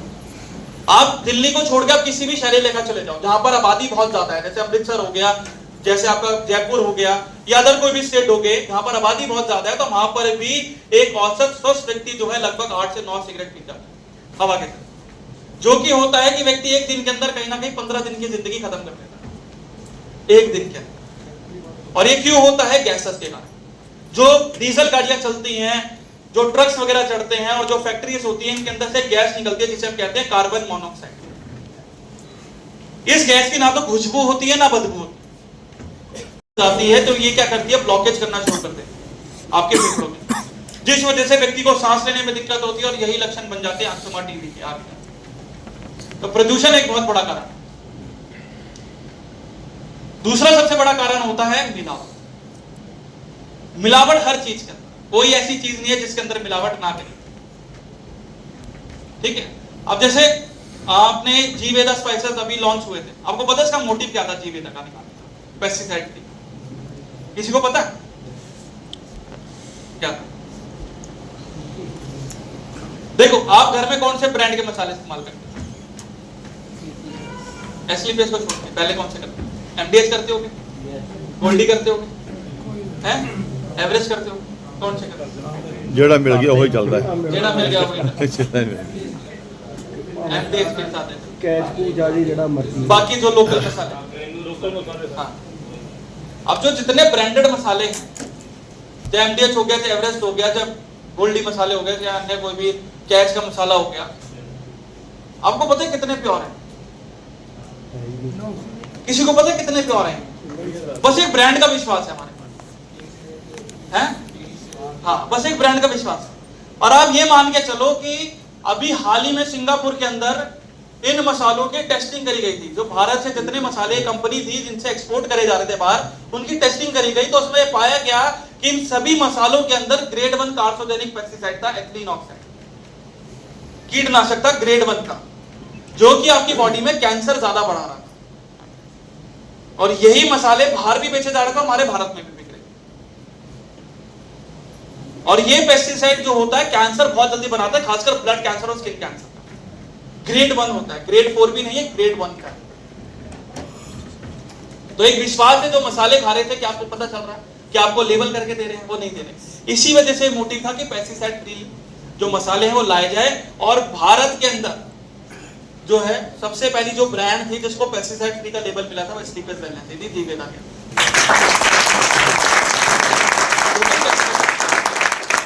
यही मोटिव था कि आप तो क्या है एक विश्वास के ऊपर ले रहे हो, पर आपको क्या पता चल रहा है कि उसके अंदर क्या कीटनाशक डाला गया या उसके अंदर क्या प्रिजर्वेटिव डाले गए, आपको नहीं पता चलता। इसी वजह से हम क्या मूर्ख बन जाते, इसी वजह से हम मूर्ख बन जाते, हमें पता ही नहीं, हमें पूछते भी नहीं है कि क्या चीज है। जैसे कि आपका घी होता है, सफेद घी आपने देखा होगा, खाया होगा, है ना? मार्केट में कितने का मिलता है? 600, 400 रुपए, 500 रुपए ऐसे ही जाता है रेट। अब जैसे घी होता है उसको घी में मिलावट करा जाता है। कैसे करा जाता है? उसके अंदर जब आधे लीटर से ज्यादा डालडा मिला दिया जाता है। डालडा सुना है आपने? है ना, वनस्पति की। अब डालडा की खूबी क्या है कि उसकी ना तो कोई खुशबू होती है ना कोई टेस्ट रहता है, कोई टेस्ट नहीं रहता। जितने भी ढाबे वाले होते हैं वो यही घी का, डालडा का इस्तेमाल करते हैं ताकि खाने के अंदर जो मसाले जो डाले जा रहे हैं उसका स्वाद ज्यादा है। अब यहाँ पर क्या वही चीज मिलावट करने में होती है। जैसे शुद्ध घी को अगर आप गर्म करा जाए डालडा के साथ, तो यहाँ पर क्या होगा कि जो शुद्ध घी की जो खुशबू है वो दोनों में बराबर तरीके से मिल जाएगी, जो उसका दानेदार टेक्सचर है वो भी बराबर तरीके से मिल जाएगा। और जब ठंडा करा जाएगा तो दोनों का कलर क्या निकल के आएगा? सेम निकल के आएगा। तो यहाँ पर जो 400 रुपए या 600 रुपए का आपको घी बेचा जा रहा है, 200 रुपए में तैयार कर दिया जाता है। नुकसान किसका होता है? खरीदने वाले का होता है, बेचने वाले का होता है? खरीदने वाले का। बिल किसका ज्यादा पड़ता है मेडिकल का? खरीदने वाले का। ध्यान किसको देना? हम दे पाते हैं? ऐसे पता ही नहीं चलता। यही खा खा के हम बीमार होते हैं। उसी के साथ दूध भी होता है। दूध के अंदर भी आजकल मिलावट है। दूध के अंदर क्या होता है कि देखो, दूध के अंदर हम थैली वाला जो दूध लेके आता है उसका क्या है, छोटा सा सिरा काट लेते हैं, उसी से दूध निकालते और थैली फेंक देते हैं। पर ये उनके लिए बहुत बढ़िया हो जाता है, क्योंकि उसके अंदर क्या है, कुप्पी डाल के दोबारा से उसके अंदर यूरिया मिल्क पाउडर का घोल बना के, रिफाइंड डाल के, ये आपका दूध तैयार करके उसको पूरी तरह से सील पैक करके आपको बेच दिया जाता है उसी थैली के। क्या आपको पता चल रहा है दूध की? ठीक है, अब दूध बनाने का प्रोसेस बहुत सिंपल होता है। नकली दूध, मिल्क पाउडर जो होता है किलो का लेके जाओगे, 10 लीटर दूध बन जाता है, 10 से 15 लीटर दूध बन जाएगा। उसमें यूरिया डाल दिया ताकि थोड़ा सा उसके अंदर गाढ़ापन आ जाए और साथ ही साथ व्हाइट टेक्सचर भी आ जाए। ब्लीच उसके अंदर इस वजह डाले जाए ताकि और व्हाइट बनाया जा सके। उसी के साथ रिफाइंड डाला जाता है ताकि वो गाढ़ा हो जाए थोड़ा सा, कि उबालने पे आओ तो थोड़ा गाढ़ा मिल जाए। जैसे आप मेयोनीज खाते हो वो गाढ़ी होती है, जो टेक्सचर बनाने के लिए उसमें तेल का इस्तेमाल होता है, तो यही तेल दूध के अंदर भी डाला जाता है। और कुछ मात्रा में ओरिजिनल दूध भी डाल दिया जाता है ताकि वो फ्लेवर जो ब्लीच का जो यूरिया का है वो खत्म हो जाए। और यही आप पीते हो। कभी भी दूध, नकली दूध की पहचान क्या रहती है? आपने देखा होगा दूध के अंदर बहुत पतली मलाई आती है और रिफाइंड आना शुरू हो जाता है, तेल ऊपर आना शुरू हो जाता है, वो दूध नकली है। वो दूध नकली। आपके साथ भी कही होगा कि आपने जब दूध उबाला होगा तो पतली मलाई होती है, उसमें तेल बहुत ज्यादा निकलना शुरू हो जाता है, ये दूध नकली होता है। क्योंकि उसमें क्या है, रिफाइंड ज्यादा होता है, यूरिया होता है। यूरिया आप ले रहे हो, बॉडी के अंदर कैंसर बढ़ा। ब्लीच ले रहे हो, सीधा जहर ले रहे हो, फूड पॉइजनिंग हो जाएगी, खून की उल्टी हो जाएगी। तो ये भी मिलावट करी जाती है। तो क्या खाओगे, कैसे रखोगे बताइए, कैसे रखोगे अपने?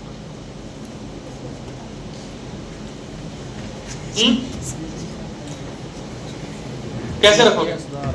जैसे आप जो खड़े मसाले भी लेके आते हो, जो मिर्च पाउडर भी लेके आते हो, है ना, उसमें मिलावट करी जाती है। अब जैसे बाहर के हम बोलते हैं ना लोकल मसाले लेके आते हैं, अब वहां पर देखा होगा आपने, जो मिर्च पाउडर होता है उनका कलर बहुत ज्यादा फीका होता है, डल होता है, देखा होगा आपने।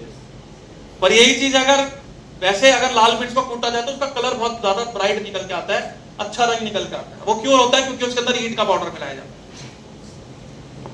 हल्दी के अंदर जो है लकड़ी का बुरादा मिलाया जाता है, सॉडस्ट जिसे हम कहते हैं।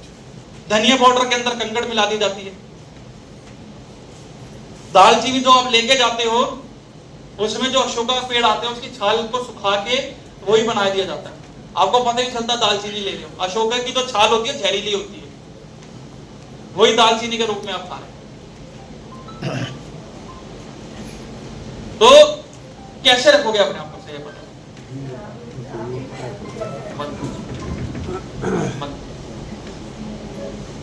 साइलेंट रखने के बाद भी बज रहा है, नहीं फोन है, और आपके 3-3 बजे तक बजते हैं पेशेंट के फोन। हाँ हाँ जी,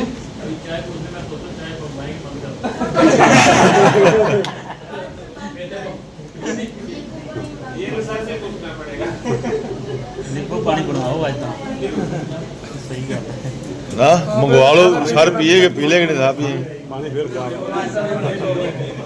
नींबू वाले चीनी पा देंगे, चीनी पा देंगे, नुकसान ही करता है। कैसे रखोगे अपने आप को? मसाला ही खाओगे, 1 चम्मच रोज ही है, तो बिरयानी का चावल तो पता ही नुकसान कर रहा था, मसाला ही खा। चलो कैसे रखोगे आप? चलो इन्होंने बता दिया, आप और कोई इतना सदमे में डाल दिया क्या मैंने कि बिल्कुल ही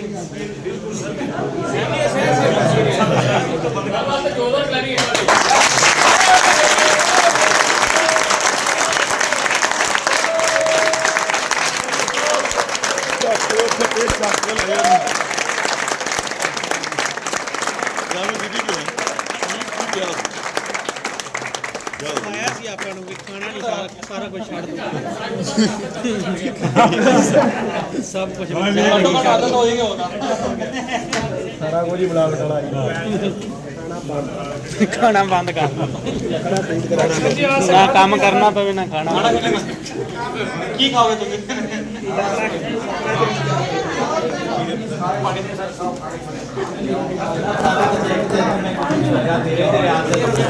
धीरे धीरे अभी ऐसे मोटिवेट होके जाओगे, पता चला अभी एक दिन तो फिर वही टाइम लगेगा। भाई देखो, आप ठीक रहोगे तो आने वाले लोग आपसे ही पूछेंगे भाई आप कैसे। ये मैं 10-15 साल से कोई बीमारी नहीं है मेरे को, 15 साल से कोई बीमारी नहीं है, मैं कोई दवाई नहीं लेता। बुखार भी होता है मेरा 1 दिन में ठीक हो जाता है, कोई दवाई नहीं खाता, एसी में मस्त रहता हूँ। मेरे को भी बिहार गया हुआ था, मैं बिहार में गया, मौसम थोड़ा चेंज हो गया था, मैं वहां से फिर नेपाल चला गया, मैं नेपाल में और ठंडा, मैं एसी चला के सो रहा हूँ, कोई दिक्कत नहीं। बुखार हो गया, एसी में बैठा आराम से, ठीक, वापिस आ गया, कोई दिक्कत नहीं। पहले तो मेरे को ट्रेनिंग भी नहीं लेनी थी वाली, क्योंकि मेरे को आराम नहीं था। 26 को निकला, 26 को मैं निकला था, 27 को मैं आया हूँ, 28 को फिर दोबारा यहाँ पर आया हूँ, 29 तारीख की ट्रेनिंग थी, टाइम ही नहीं मिला ये चीज है। पर यहाँ पर यही चीज आप समझो कि अगर आप खुद भी सही रह रहे हो ना, तो लोग आपसे ही पूछेंगे क्या आप इतना फिट कैसे।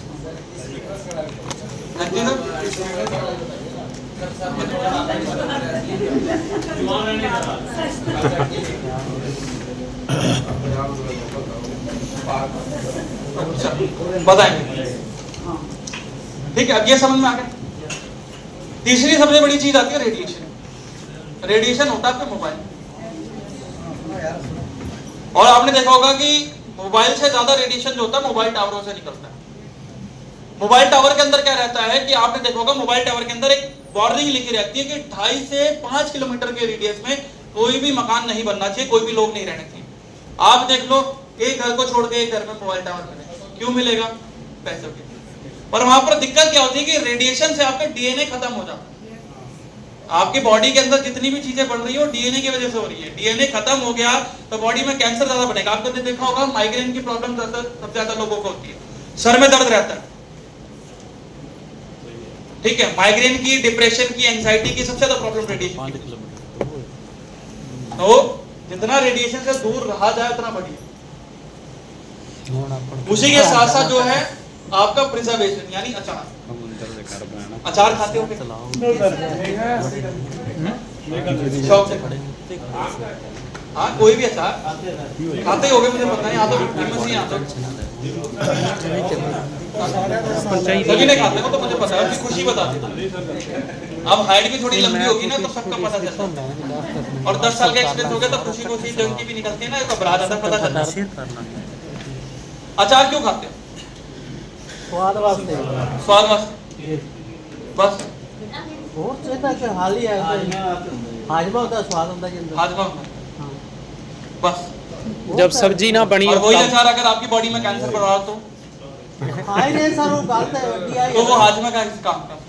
ਖਾਈ ਤਾਂ ਰਹਿ ਜਾਂਦਾ देखो पहले के टाइम पे जो अचार बनाया जाता था ना, उसमें क्या है कि नमक और सिरके का ज्यादा इस्तेमाल होता है, विनीगर जिसे हम कहते हैं, विनीगर का ज्यादा इस्तेमाल होता है। आज के समय में क्या है, हमने मिर्च मसाले भी उसमें ठोक दिए, राई भी डाल दी, सरसों का तेल भी डाल दिया। तो इससे दिक्कत क्या है कि जो सरसों का तेल होता है जब धूप में रखा जाता है तो ये अर्जेनिक एसिड बनाता है, और ये अर्जेनिक एसिड जो होता है जब आपके आम या किसी भी आप तरह का अचार बना रहे हो, फल हो या सब्जी का उसमें बना रहे हो, जैसे शलगम का अचार बना रहे हो, मूली का अचार बना रहे हो, तो उसमें दिक्कत क्या है कि जो उनके एसिड होते हैं ये उनके साथ मिल जाता है, जिस वजह से आपकी बॉडी के अंदर जब खाया जाता है तो एकदम से सडन एसिडिटी होती है, और यही एसिडिटी जो है आपके लीवर को इतनी जल्दी खराब कर देती है कि बॉडी में कैंसर बहुत जल्दी, कॉन्स्टिपेशन, गैस की प्रॉब्लम हो जाता है। तो अचार भी कहीं ना कहीं हमारे लिए सेफ नहीं है आज के टाइम। तो कैसे रखोगे अपना, कैसे रखोगे अपने? और कुछ बचा है खाने का सामान? बहुत कुछ बचा है। समोसे खाते हो? बस 3-4 घंटे हो गए। समोसे खाते हो? आप भी खाए हो? आ जाए शाम और दूसरों को बताते हैं। पता 2 समोसे पचाने के लिए कितनी किलोमीटर साइकिल चलानी पड़ेगी? 5 किलोमीटर। 1 प्लेट छोले भटूरे खाओगे लगभग 25 किलोमीटर साइकिल चलानी पड़ेगी, उस 2 छोले भटूरे बचेंगे। आज सवेरे तो लोग चाचा एक पाव जलेबी खा रहे हो, 1 पाव जलेबी खा रहे हो तो लगभग 40 किलोमीटर तक साइकिल चलानी पड़ेगी उस 1 पाव जलेबी को बचाने के लिए। आपके शरीर में जो रोटी खाई जाती है उस रोटी खाने के दौरान लगभग 6 से 7 घंटे लगते हैं पचने में, डाइजेस्ट होने में, 6 से 7 घंटे। मीट खा रहे हो तो यह प्रोसेस आता है 12 घंटे का। इसी वजह से बोला जाता है कि रात में मीट नहीं खाना चाहिए, सुबह खा लो बढ़िया, दोपहर में खा लो बढ़िया, ओके सर। और यही रात में खाओगे कैंसर जल्दी बढ़ेगा। अभी इसी पे आता हूँ, नींद लेना भी बहुत ज्यादा जरूरी होता है। नींद लेना बहुत ज्यादा जरूरी है। 6 घंटे से कम की नींद कौन लेता है? बस एक कोई है क्या? हाँ, 6 घंटे से कम है? बाकी सर मैं 10 7-8 घंटे घंटे।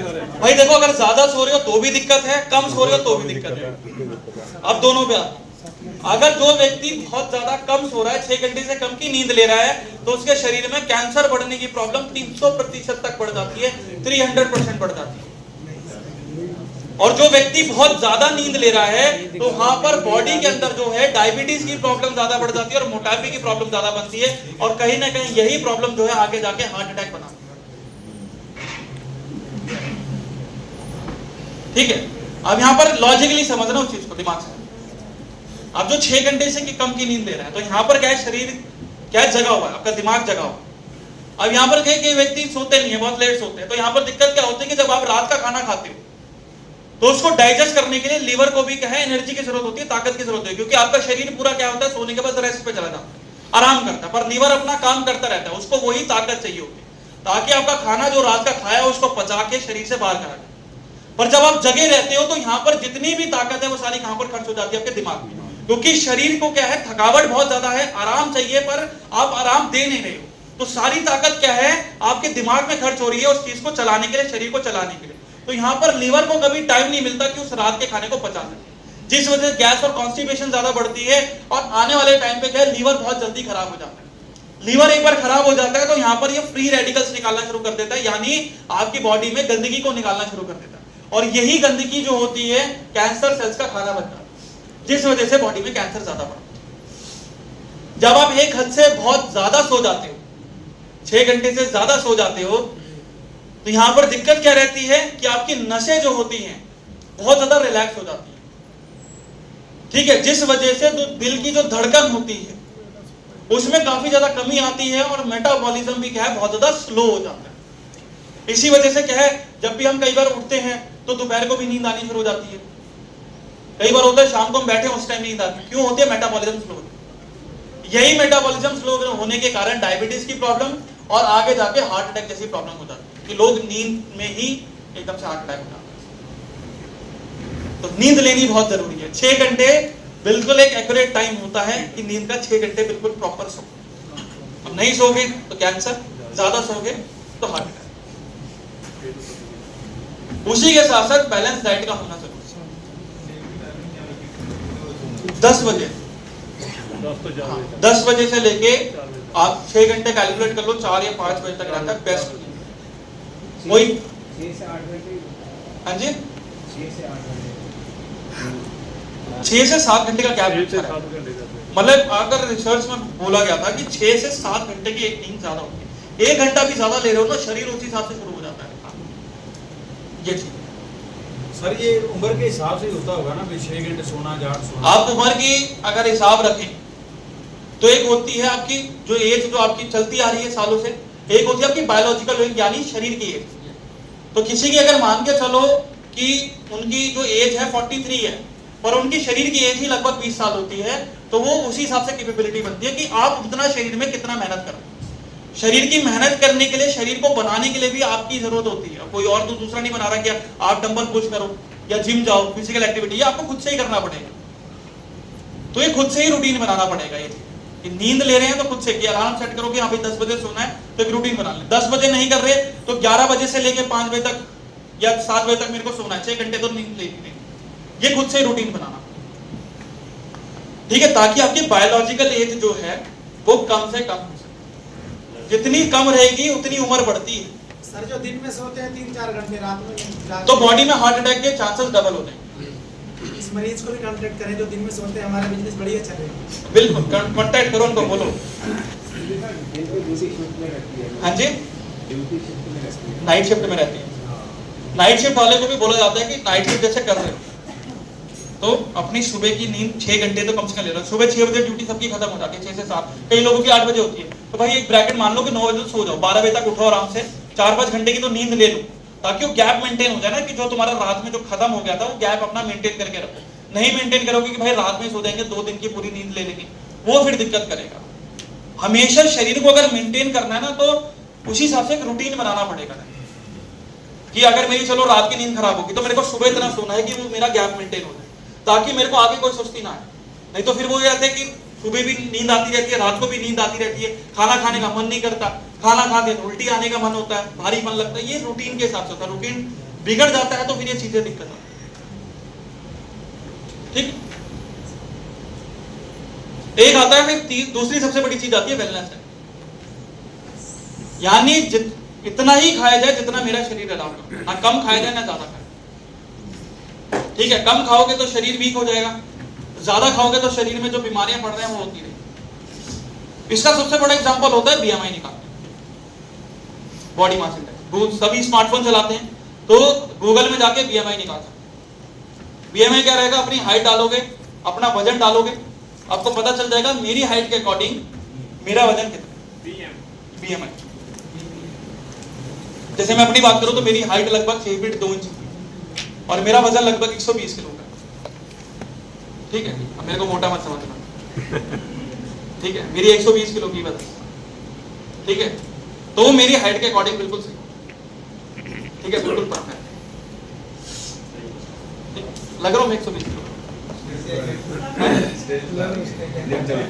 हाँ जी,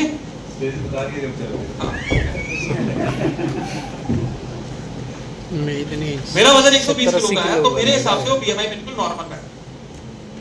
अब यहाँ पर क्या है कि अगर 120 से अगर रूटीन से ज्यादा बढ़ जाए, पहले का जो मेरा वजन हुआ करता था लगभग 160 किलो था, 160 किलो था। 3 महीने में मैंने कम करा ये इतना 40 किलो के करीब मैंने कमाया, क्योंकि उस टाइम अपना ट्रेनिंग बहुत ज्यादा हो गई तो मेंटेन नहीं हो पा रहा था गैप की कैसे रखना है ये चीज। तो 3 महीने के अंदर बहुत कोशिश करके मैंने घटाया ये चीजें।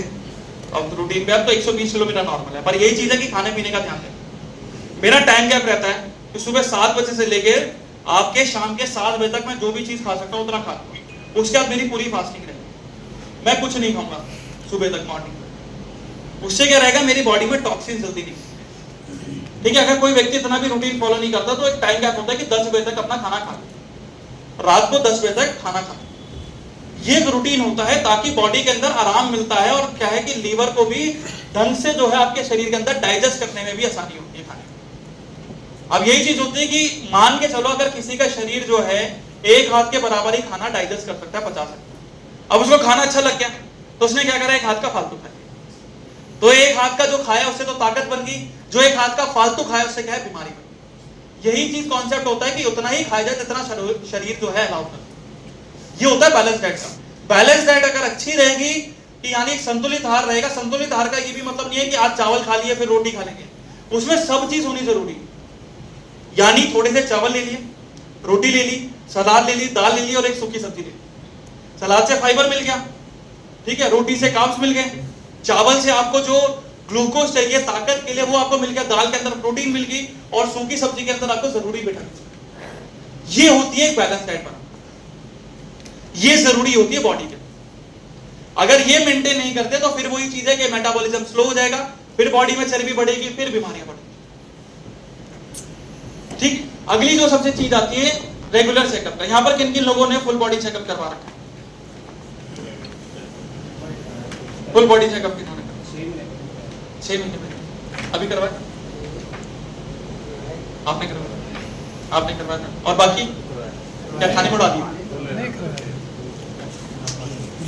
अभी एक रिपोर्ट आई थी जिसमें बोला गया था कि लगभग, अभी एक रिपोर्ट आई थी जिसमें टोटल दवाइयों का खर्चा और टोटल जितने हमने बाहर खाने में खर्चा करा है भारतीय, तो लगभग 2,77,000 करोड़, 2,77,000 करोड़ जो है हमने सिर्फ बाहर के खाने पीने में उड़ा दिया। और पूरे साल लगभग 47,000 करोड़ सिर्फ हम दवाई में खर्च कर देते हैं, दवाई को खरीदने में और बीमारी को ठीक रखने में। 47,000 एक अगर एवरेज लगाया जाए तो हर व्यक्ति के ऊपर लगभग 5 से जो है 10,000 का खर्चा बैठता है। 5 से 10,000 रुपए व्यक्ति जो है एवरेज स्पेंड करता है अपने पूरे महीने के अंदर, यानी जितनी सैलरी है उसका 50% जो है बाहर खाने में और दवाइयों में ही खर्च करते हैं। तो यहाँ पर रेगुलर चेकअप क्यों जरूरी है? क्योंकि कुछ बीमारियां ऐसी होती हैं जिनके बारे में हमें नहीं पता चलता, बहुत ज्यादा कंफ्यूजन होती है। जैसे कि अब जैसे हमें पेट में बहुत ज्यादा दर्द होता है, गैस बनती है, कॉन्स्टिपेशन बनता है, अब हम इसका दोष किसको देते हैं? पेट को देते हैं कि पेट खराब है, कि भाई गैस बार बार बन रही है, कॉन्स्टिपेशन बार बार हो रहा है, पेट कहीं ना कहीं खराब है, दस्त की प्रॉब्लम क्यों बढ़ रही है? पेट खराब है। और वहां पर पेट खराब नहीं होता, वहां होता है लीवर खराब है, क्योंकि पेट के अंदर तो आपका खाना पच रहा है एसिड के थ्रू, तो जितने भी पोषक तत्व हैं वो आपके लीवर के द्वारा निकाले जा रहे हैं, सप्लाई करेगा। तो लीवर जब खराब होता है तो यहाँ पर क्या है, वो खाना तो पचना शुरू हो जाता है पर वहां से जो पोषक तत्व है वो नहीं निकल पाता, जिस वजह से क्या है कि आपका जो खाना होता है वेस्ट में बन जाता है, जिस वजह से एसिड ज्यादा निकलता है, क्योंकि बाइल नहीं निकल रहा तो एसिड ज्यादा बढ़ जाता है, जिस वजह से गैस ज्यादा बढ़ती है, उसी एसिडिटी के कारण कॉन्स्टिपेशन, कब्ज का प्रॉब्लम होना, पेट साफ नहीं होना, ये सभी प्रॉब्लम्स होती है। और ये तभी पता चलता है जब हमें रिपोर्ट्स करवाई होती है, ऐसे आपको नहीं पता चल रहा, क्योंकि आप किसी भी अस्पताल या उसमें जाओगे तो वहां पर क्या है, लंबी इतनी लाइन होती है डॉक्टर्स की, वो तो आपसे सीधा पूछेगा क्या प्रॉब्लम है। आपने खुद बता दिया कि सर मेरा पेट खराब है, अच्छा पेट खराब है अभी गोली खा लो, तो यहाँ पर दिक्कत क्या हुई कि जो चीज आपकी ठीक थी आपने दवाई खा के उसको क्या कर लिया, खराब कर लिया, और जो चीज आपकी पहले से खराब थी उसमें आपने दवाई ना खा के उसको क्या कर लिया, और ज्यादा खराब कर दिया। तो एक बीमारी ठीक करने चले थे, 2 बीमारी साथ लेके आ जाते। यही आज के समय में सबसे बड़ी दिक्कत है कि हम कभी भी अपनी बीमारी को नहीं समझते। एक बीमारी ठीक करने जाते हैं, दूसरी अपने आप, वो क्यों आती है हम सोचते रहते हैं, इसी वजह से। इसी वजह से रेगुलर चेकअप हमेशा करवाना जरूरी होता है, हर 6 महीने के अंदर जो है रेगुलर चेकअप करना, ठीक है। उसी के साथ साथ होता है एक्सरसाइज। हम सुबह उठते हम क्या करते हैं, फोन चलाते है ना, फोन चलाते चलाते काम पे ध्यान आता है कि हाँ भाई काम पे भी जाना है, फिर भागा दौड़ी रहती है, नाश्ता भूल जाते हैं, फिर गुस्सा और आता है कि टाइम से नहीं पहुंचे, ये चीजें उतनी। अगर 1 घंटा में एक्सरसाइज के लिए निकाल लें तो आफत हो जाएगी, दिक्कत हो जाएगी, कोई निकाल सकते हैं। योगा करना कोई बड़ी बात है, आराम से कर सकते हैं, घर में भी इंडोर योगा होता है कि चटाई बिछाई, प्राणायाम करा, सूर्य नमस्कार करा, काम करा, कर सकते हैं, करते हैं हम। नो सर, है ना, अब नो में तो कोई नहीं देता, नो में तो बिल्कुल चुप हो जाते हैं। कर सकते हैं ना, करते हैं हम, शुरू करेंगे सर, शुरू करेंगे, करना ही पड़ेगा। देखो, अगर सूर्य नमस्कार या प्राणायाम वगैरह करते हो, ये बहुत अच्छे रहते हैं फ्लेक्सिबिलिटी के लिए भी, शरीर खुलता है इससे, ठीक है। और जितने भी अंग होते हैं उनमें जितना भी जो गंदगी होती है उसको जल्दी बाहर करने में भी मदद करता है।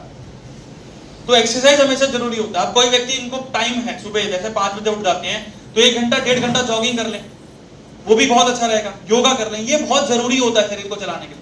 नहीं तो फिर क्या रहेगा, मेटाबॉलिज्म स्लो हो जाएगा, फिर से दोबारा चर्बी बनेगी। आज के समय में व्यक्ति की डायबिटीज क्यों ठीक नहीं होती?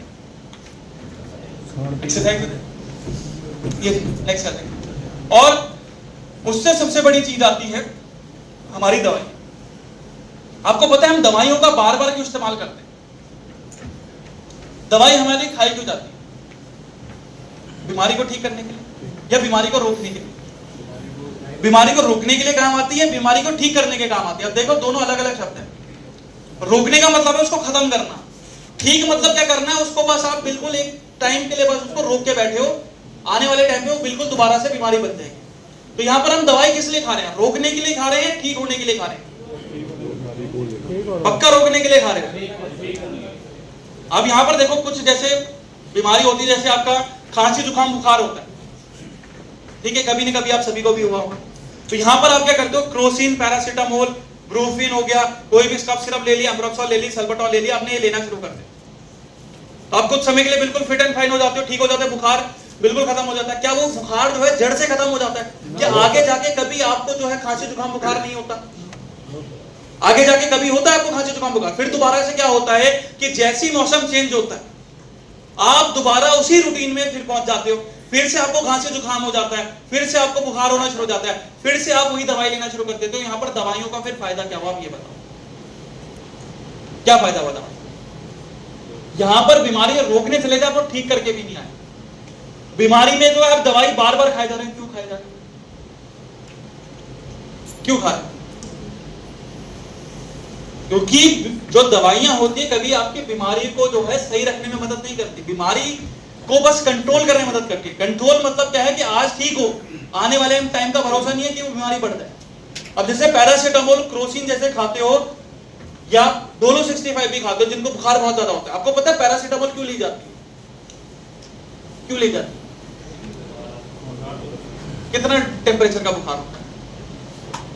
जब 100 डिग्री से ऊपर का बुखार होता है तभी कंट्रोल करी जाती है। अब 100 डिग्री से नीचे का बुखार है, हम व्यक्ति क्या करते हैं, वहां पर भी पैरासीटामोल खा लेते हैं, एक टैबलेट दिन में 2 बार सुबह शाम खा लेते हैं। अब वहां पर साइड इफेक्ट निकल के आते हैं। अब आपने देखा होगा कि बुखार के टाइम पे लोगों को भूख लगनी बंद हो जाती है, बिल्कुल खाना नहीं खा पाते, उल्टी आती है, दस्त की प्रॉब्लम हो जाती है। क्यों दिक्कत होती है? क्योंकि लीवर खराब हो जाता है। क्योंकि पैरासीटामोल के अंदर एक चेतावनी लिखी जाती है कि अगर आप एक हद से ज्यादा मात्रा में खा रहे हो तो ये कहीं ना कहीं आपके लीवर को डैमेज कर देगा, खराब कर देगा। Over use of this drug में कॉज लीवर डैमेज। अब यहां पर टैबलेट दी जाती है जब 100 डिग्री से ऊपर का बुखार होता है। अब मान के चलो 100 डिग्री का भी ऊपर का बुखार है तो एक टैबलेट डेली की ली जाती है, ताकि एक टैबलेट दिन में 2 बार। अब वहां पर भी वही कंडीशन आती है कि जब 2 बार खा लेते हो तो यहां पर दिक्कत क्या है, बुखार जल्दी उतरता नहीं है, दस्त लगते हैं, उल्टी आने का प्रॉब्लम होता है, शरीर बहुत ज्यादा भारी भारी हो जाता है और कफ इतना ज्यादा बढ़ जाता है कि आगे जाके जब आपके फेफड़ों में जमता है तो सूख जाता है, जिस वजह से अस्थमा, टीबी, ब्रोंकाइटिस की समस्या। ऐसी शुगर के जो पेशेंट होते हैं, जो डायबिटीज के पेशेंट होते हैं, उनको मेटफॉर्मिन दी जाती है, ग्लिम्पराइड दी जाती है। ऐसी 2 टैबलेट्स दी जाती हैं जो कि उनकी शुगर लेवल को कंट्रोल करने में मदद करती है। अब मेटफॉर्मिन की बात करें तो वो भी एक टैबलेट दिन में 2 बार देते हैं और ग्लिम्पराइड भी एक टैबलेट दिन में 2 बार दी जाती है, यानी दिन की 4 टैबलेट होगी। महीने की अगर 30 दिन से जोड़ो तो कितनी हो गई? 120। अगर मैं आपको 120 टैबलेट दे दूं खाने को, क्या आप खाना पसंद करोगे? आप 10 बार ही सोचोगे 120 टैबलेट का मैं करूंगा क्या, इतनी सारी टैबलेट हो जाती। पर वो व्यक्ति जो है अपनी शुगर को कंट्रोल करने के लिए जो है 120 टैबलेट तक खा जाता है। तो यहां पर तो उसकी शुगर ठीक हो जानी चाहिए, होनी चाहिए, नहीं होनी चाहिए। पर यहां पर होता क्या है, 2023 में फिर रिपोर्ट निकल जाती है कि भाई आज 10 करोड़ है, आने वाले टाइम पे 70 करोड़ हो जाएंगे। तो दवाइयों का क्या असर हुआ? कुछ हुआ सर? इसी वजह से जो है हमें आयुर्वेदिक को अपनाना चाहिए। और देखो आयुर्वेदिक कोई नया तो है नहीं, एक 5000 साल पुरानी विधि है जो कि हमारे भारत में ही इजाद। पहले के टाइम पे कभी हमने डॉक्टर का नाम सुना था? हमने कभी नेचुरोपैथी नहीं सुनी, एलोपैथी नहीं सुनी, ठीक है, होम्योपैथी नहीं सुनी। ये सभी चलन आए कहां से? ये सभी चलन आए बाहर से। तो ये मान के चलो पहले कुछ जो 6 बीमारियां हो करती थी आज बढ़ के इतनी सारी बीमारियां हैं कि आधों के नाम नहीं पता, आधों के इलाज नहीं पता, अगर इलाज है भी तो या तो व्यक्ति के बचने के चांसेस नहीं पता कि व्यक्ति बच पाएगा नहीं बच पाएगा, या उनकी कीमत इतनी ज्यादा हो जाती है कि आम लोग अफोर्ड नहीं कर पाते। जैसे न्यूरोमस्कुलर डिस्ट्रॉफी नाम की बीमारी होती है, डीएमडी जिसे हम कहते हैं, ये ऑटोइम्यून डिसीज होती है। इनका जो खर्चा होता है इंजेक्शन का लगभग 16 करोड़ से लेके 24 करोड़ के बीच में जाता है, और टोटल जो खर्चा आता है पूरी उसके अंदर हॉस्पिटल का सर्जरी का तो लगभग 100 करोड़ के करीब खर्च हो जाता है। ऐसे कैंसर की बात करें तो कैंसर में भी एक कीमो का इंजेक्शन लगभग 7,500 से लेके 25,000 के बीच में कॉस्ट करता है। उसमें भी एक एवरेज जो व्यक्ति का खर्चा आता है 10 करोड़ से लेके 15 करोड़ के बीच में आता है। यहाँ पर क्या आम व्यक्ति उसको दे पाता है? नहीं दे पाता। अब ये सारी चीजें रोग, हमें बीमारी को जड़ से खत्म करना है, तब जाके रोग बिल्कुल खत्म। तो वहां पर जो है ये आयुर्वेदिक बहुत अच्छा काम करता है। और इन 2 सालों के अंदर जब मैं पहली बार जब स्लीपर्स वेलनेस प्राइवेट लिमिटेड में आया था तो पहले मैंने बोला था प्रोडक्ट में कितना दम है, पता चले मैं प्रोडक्ट के अगर कॉम्बिनेशन बता दूं और रिजल्ट ना आए, लोग मेरे पे ही थू करने शुरू कर देंगे, क्या फायदा होगा। तो मेरे को एक बात कही थी, आप पहले प्रोडक्ट देखे थे फिर बात करेंगे। तो इन 2 सालों के अंदर जितने मैंने एस्लीपियस प्रोडक्ट दिए हैं बीमारियों के अंदर, उनके रिजल्ट कभी नेगेटिव नहीं आए, ये मेरी 100%। और आप मानोगे नहीं, स्टेज 4 का कैंसर व्यक्ति 10 साल से परेशान था, मैंने 1 महीने के अंदर उसको ठीक करके दिखाया, बिना कोई कीमो कराए, बस आपको एस्लीपियस के प्रोडक्ट दिए हैं और साथ ही साथ बस उसकी डाइट ठीक करवाई, 1 महीने के अंदर ठीक है, रिकॉर्ड। अब तक उसकी टेस्टिमोनियल नहीं है, 1 महीने के अंदर ठीक करा उसे, जहां वो 10 साल से परेशान था। कि जब वो हमारे पास पेशेंट आया था उसका मुंह जो था पूरा निकाला जा चुका था, हमने बोला चांस लेते हैं, देखते हैं क्या होगा। 15 दिन के बाद कॉल आती है कि सर उसके घाव भर गए, ठीक है। फिर 20 दिन के बाद कॉल आती है कि सर घाव पूरी तरह से भर गए हैं, तो कैंसर की जो ग्रोथ है जब रिपोर्ट करवाई थी तो बिल्कुल आधी हो गई। फिर 25 दिन बाद दोबारा फोन आता है कि कैंसर की ग्रोथ सर 10% रहती है। और फिर जो है अगले महीने, फिर 1 महीना पूरा खत्म होता है, उससे अगले महीने मेरे को फोन आता है कि सर कैंसर बिल्कुल 0 हो गया है, बस पैरों में सूजन पड़ी, बिल्कुल खत्म कैंसर। बहुत सारे और मेन देखो क्या है ना, प्रोडक्ट आपको क्वालिटी है पर आपको उतना परहेज भी रखना पड़ेगा, क्योंकि शरीर आपका है, मेरा नहीं है। मैं तो आपको बता रहा हूं, ठीक रखना भी आपके हाथ में है। प्रोडक्ट सही लोगे, परहेज सही रखोगे, बहुत जल्दी रिजल्ट मिलेगा। ये अभी मेरे को लग रहा है कि सभी को नींद आ रही है, मुझे लग रहा है। तो थोड़ा सा आधे घंटे का एक ब्रेक ले लेते हैं, फिर अपने प्रोडक्ट पे चलेंगे, ठीक है। तो आधे घंटे का ब्रेक ले लेते हैं, थोड़ा फ्रेश हो जाओ, उसके बाद फिर अपना करें, ठीक है।